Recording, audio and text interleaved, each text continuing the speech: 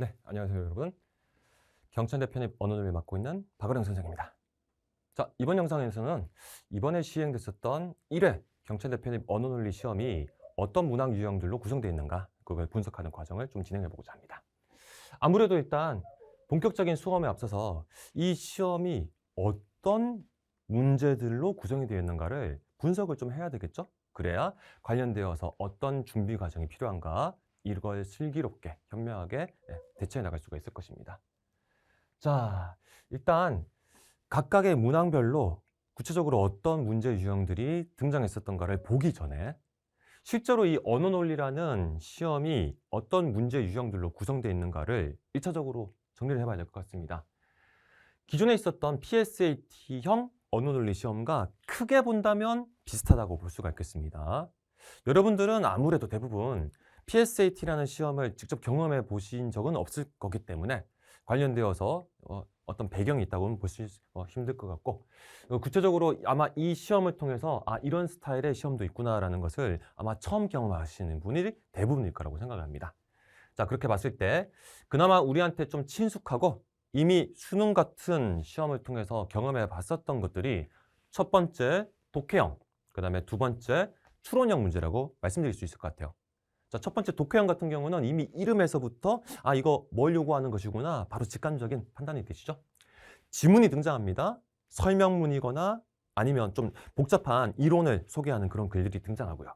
그 글의 내용과 부합하는 선택지를 고르라는 그런 스타일로 수능의 첫 번째, 각 비문학 지문의 첫 번째 문제로 등장했었던 그런 문항과 거의 유사한 구조를 취하고 있다고 보시면 되겠습니다.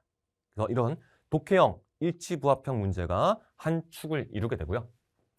자, 이런 독해형 문제는요, 실제 이번 1차 시험, 1회차 시험의 결과를 놓고 봤을 때는 수능에서보다 훨씬 더 어렵게 나왔다라고 생각을 하셔야 됩니다. 단순하게 본문에 있었던 내용을 그대로 가져오는 문장 형태가 아니고 본문에서는 A라고 표현했지만 이것을 똑같은 개념, 똑같은 의미를 담고 있지만 B라는 표현으로 교체를 해서 선택지에 등장하는, 즉 말바꾸기나 패러프레이징이 들어간 그런 스타일의 선택지들이 상당히 많이 등장하기 때문에요. 실제로 프로세스는 똑같지만 문제의 난도는 더 높다라고 그렇게 생각을 하셔야 될 것입니다. 자, 이렇게 첫 번째 독해형 문제의 스타일을 정리를 해볼 수가 있고, 두 번째, 이것도 마찬가지로 수능 비문학 지문형 문제들에서 아마 경험을 하셨을 겁니다. 두 번째 문제나 세 번째 문제에 등장하는 문제 스타일이 일반적으로 추론이라고 불리죠. 그런 식으로 지문에 등장하는 이론이나 개념을 1차적으로 도식적인 정리를 하시고 그걸 바탕으로 해서 보기형으로 등장하는 새로운 사례 혹은 상황에 그 공식이나 개념을 적용해 봤을 때 어떤 결과가 도출될 것인가를 물어보는 스타일 문제. 요거 특히 수능 같은 경우는 과학기술이나 아니면 경제학 같은 제시문이 등장했을 때 이런 스타일의 문제를 많이 보셨을 겁니다. 그것과 유사한 구조를 취하고 있다고 생각하시면 됩니다. 자, 이런 구조적 분석, 이론을 적용하는 문제 스타일에 더불어서 또 다른 추론형 문제라고 할 수 있는 것이 빈칸이나 밑줄이 그어져 있고 그 비어있는 부분에 문맥적으로 들어갈 단어나 표현이 어떤 것이 있는가를 추론하는 스타일의 이런 문제도 등장합니다. 이런 문제 역시 수능에서 우리가 경험한 적이 있을 겁니다. 아무튼 이러한 추론형 문제의 두 번째 스타일 같은 경우는 문맥적 흐름을 잘 따라가셨어야 됐기 때문에 관련된 방법론은 이미 기존에 수능 대비하시는 과정을 통해서 학습을 하셨겠지만 상대적으로 전체적인 흐름 속에서 한 문장 한 문장 단위로 끊어서 분절적으로 접근하는 게 아니라 첫 번째 1문단부터 쭉 이어지는 그 논리적인 흐름 속에서 그러면 이 정도 위치, 이 정도 순서에는 어떤 내용의 단어 혹은 어떤 표현이 들어가야 될 것인가 이런 것들을 맥락 속에서 분석하는 능력이 필요하겠죠. 그런 스타일의 문제들을 두 번째 추론형 문제라고 정리할 수가 있겠습니다. 자, 여기까지가 우리가 그래도 수능을 통해서 어느 정도는 좀 익숙하게 풀어봤었던 문제 스타일이라고 한다면 세 번째부터 다섯 번째까지가 아마 생소하게 느껴질 문제 유형이 될 것입니다. 세 번째, 논리형 문제라고 해서 논리학이라는 특정 한문 분야에 관련된 내용, 개념을 공식 암기하듯이, 수학 공식 암기하듯이 확실하게 정리를 해서 이걸 바탕으로 해서 논리형 문장을 분석해서 이 문장들로부터 반드시 뭐 참이거나 아니면 반드시 거짓인 판단이 이루어지는 그런 문장을 찾는 스타일의 문제라고 생각하시면 되겠습니다. 지금 현재 상태에서는 좀 막연하게 들리실 수 있을 것 같습니다. 근데 그나마 좀 비슷한 영역이 여러분들이 중고등학교 때 수학 분야에서 공부하셨었던 명제 파트 있죠? 그 명제 파트에서 특정 조건 명제의 역이 대우는 그래도 학습하셨을 것 같아요. 네, 이러한 대우 같은 것들을 활용해서 특정 문장이 주어졌을 때 그 문장들 사이에 연결을 지어서 그러면 여기는 직접적으로 나와 있지 않지만 이 문장들이 다 연결되면 어떠한 추가적인 참인 진술이 도출될 수 있는 것인가 이거를 논리학 이론과 규칙을 바탕으로 이어나가는 스타일의 문제라고 생각하시면 되겠습니다. 그러면 당연히 논리학 이론을 학습을 하셔야 되겠죠? 수학에서 공식 공부해서 풀어나가는 것처럼 이렇게 논리학 파트는 철저하게 논리학 이론에 대한 학습이 선행이 되어야지만 해결될 수 있는 문제 유형이 되겠습니다. 그렇다고 해서 여러분들이 전문가, 철학 전공자처럼 그렇게 전문적인 수준에서의 논리학 이론을 학습할 필요는 전혀 없습니다. 딱 문제에 요구되는 수준에서의 압축된 이론만 정리하면 되기 때문에 이 과정은 저와 함께 하시면 금방 해결이 될 것입니다. 자, 아무튼 세 번째 이런 논리학 문제들이 있고요. 네 번째는 퀴즈형 문제라고 저는 명명을 하고 있습니다. 퍼즐적 상황이 주어진다라고 생각하시면 되겠습니다. 여기서 말하는 퍼즐적 상황이라는 것은 그림을 완성해 나가는 그런 큐빅 퍼즐과 비슷하다고 보시면 되겠습니다. 자, 파편화되어 있어요. 정보가 막 흩어져 있습니다. 원래대로라고 한다면 5명의 인물이 각각 어떤 직업을 가지고 있는가, 이 사람들의 성별은 무엇인가, 나이는 무엇인가, 사는 곳은 어떤 것인가, 표를 그려서 딱딱딱 그 표에 들어갈 내용들이 이미 완성이 되어 있었습니다. 근데 그 표를 전체적으로 다 보여주는 것이 아니고 그 표의 일부와 관련된 정보만 조각조각 내서 여러분들한테 던져주는 겁니다. 그리고 그 조각난 정보들을 잘 연결시켜서 표를 여러분이 스스로 재구성을 해서 그러면 어떤 사람의 직업은 무엇이고 이 사람은 어느 지역에 살고 있고 하는 것들을 조각난 정보들을 통해서 한번 도출해봐라 라는 스타일의 문제가 이런 논리 퀴즈형 문제의 핵심이라고 생각하시면 되겠습니다. 좀 생소할 거예요.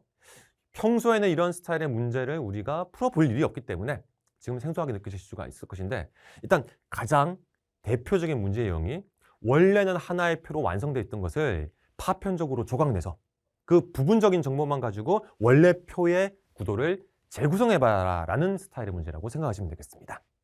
이것도 문제가 그냥 딱 보면 생소해 보이지만 문제를 어떤 순서로 차근차근히 스텝을 밟아 나가야 되는지에 대한 방법론이 다 있습니다.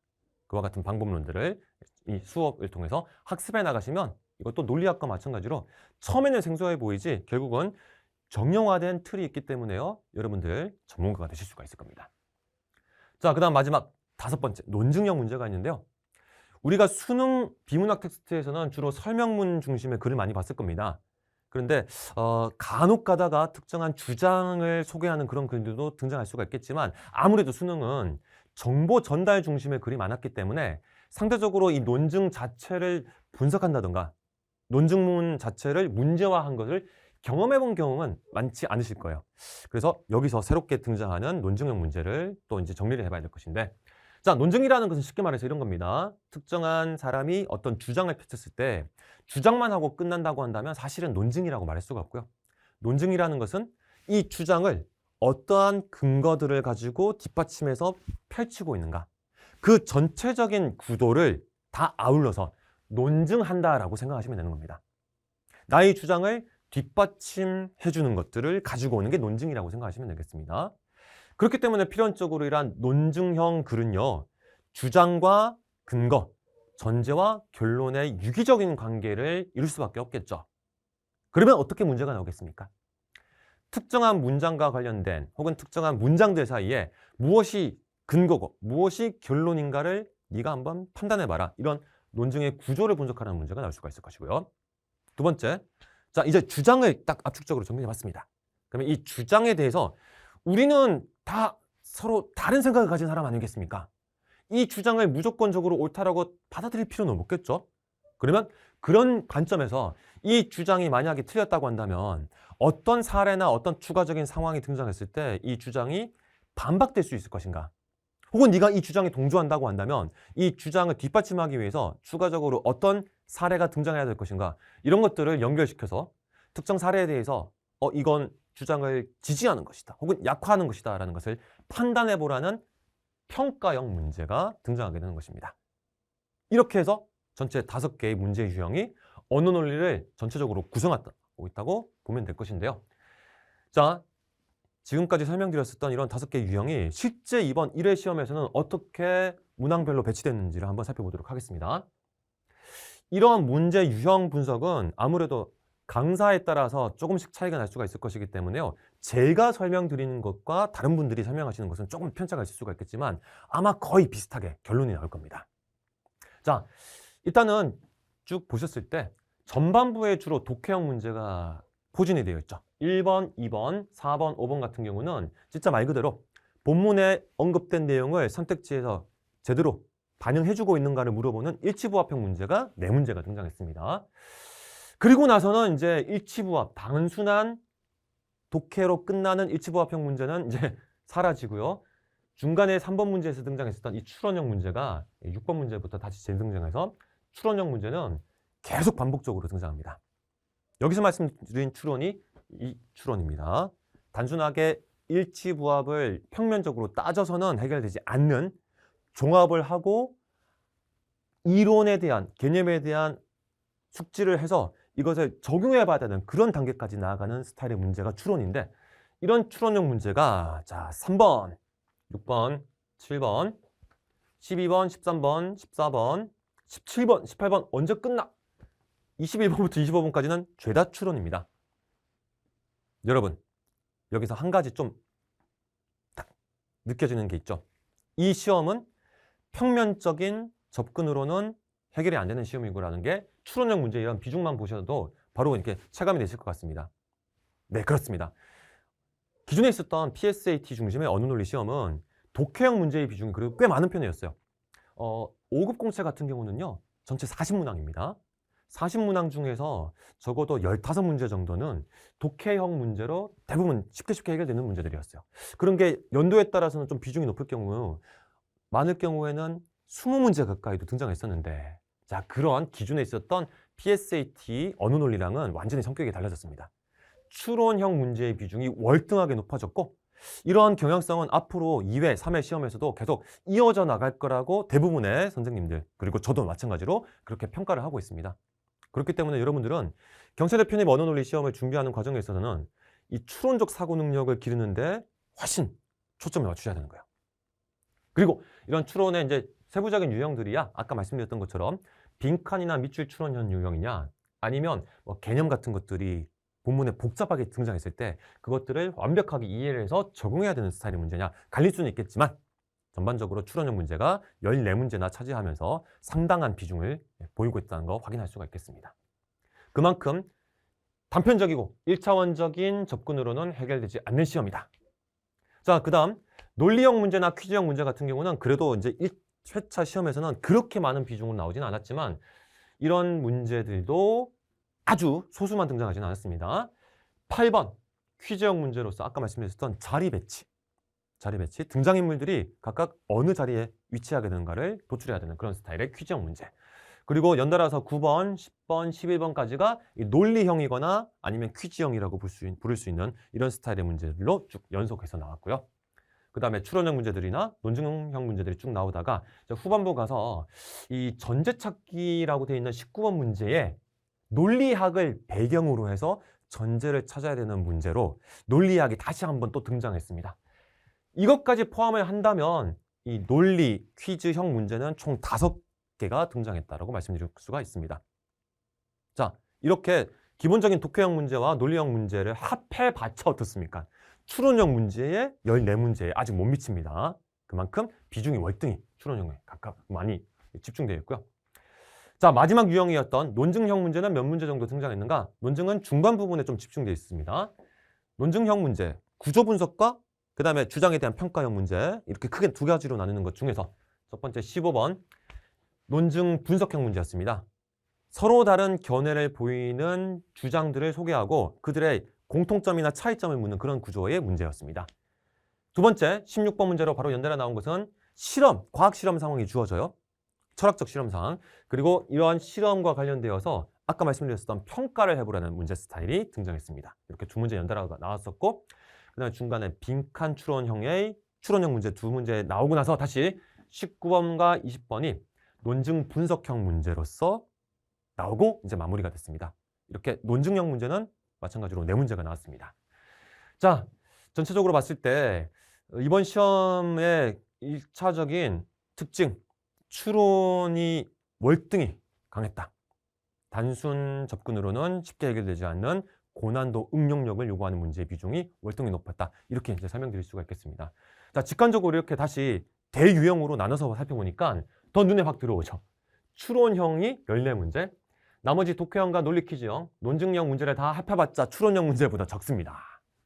네, 여기서 우리는 다시 한번 확인할 수가 있습니다.